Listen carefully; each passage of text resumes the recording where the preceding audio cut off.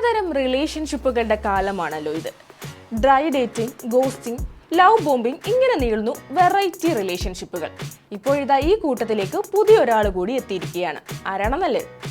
Hibernation relationship എന്നാണ് നൽകിയിരിക്കുന്ന പേര്. പേരിന് ഒരു കൗതുകമൊക്കെ തോന്നുന്നുണ്ടല്ലേ? എങ്കിൽ അതുപോലെ തന്നെ അല്പം വിചിത്രവുമാണ് ഈ റിലേഷൻഷിപ്പ്. ഒരു സീസണൽ ബന്ധം പോലെ ഒരു റിലേഷൻഷിപ്പ്. മറ്റുള്ളവരുമായി വൈകാരിക അടുപ്പമുണ്ടാക്കാൻ താല്പര്യമില്ലാത്തവർക്കിടയിൽ ഈ റിലേഷൻഷിപ്പ് ട്രെൻഡ് അതിവേഗം വളരുന്നുണ്ടെന്നാണ് റിപ്പോർട്ടുകൾ പറയുന്നത്. തണുപ്പുകാലത്ത് മാത്രം കാണുന്ന ഒരു തരം റിലേഷൻഷിപ്പ്. ശൈത്യകാലത്തിനായി തയ്യാറെടുക്കുന്ന കരടികളെ പോലെയാണ് ഇതെന്നാണ് ഈ റിലേഷൻഷിപ്പിനെ കുറിച്ചുള്ള റിപ്പോർട്ടിൽ സൂചിപ്പിക്കുന്നത്. ശൈത്യകാലത്ത് ഈ ബന്ധങ്ങൾ കൂടുതൽ ശക്തമാകും. ഈ സമയം കഴിഞ്ഞാൽ പങ്കാളികൾ തമ്മിൽ ഒരു ബന്ധവും കാണില്ല. യാതൊരുവിധ പ്രതിബദ്ധതയും ഇല്ലാത്ത ഒരു തരം റിലേഷൻഷിപ്പ്. എന്നാൽ പേരുകളില്ലാത്ത റിലേഷൻഷിപ്പുകളും ഉണ്ടെന്നാണ് പറയപ്പെടുന്നത്.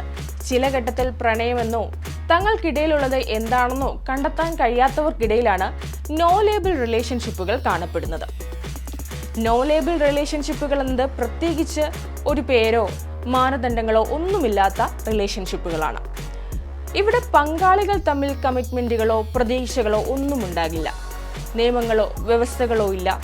ഇഷ്ടമുള്ള രീതിയിൽ ബന്ധത്തെ കൊണ്ടുപോകാൻ കഴിയുന്നു എന്നത് നോ ലേബിൾ റിലേഷൻഷിപ്പുകളുടെ പ്രത്യേകതയാണ്. മാത്രമല്ല, സാധാരണ ബന്ധങ്ങളിൽ പോലെ സോഷ്യൽ എക്സ്പെക്ടേഷൻസ് ഒന്നും ഈ റിലേഷൻഷിപ്പിൽ ഉണ്ടാവില്ല. എന്നാൽ ഈ ബന്ധങ്ങളിൽ വേർപിരിയേണ്ടത് എങ്ങനെയെന്ന ആശയക്കുഴപ്പം നിലനിൽക്കാനൊരു സാധ്യതയുണ്ട്.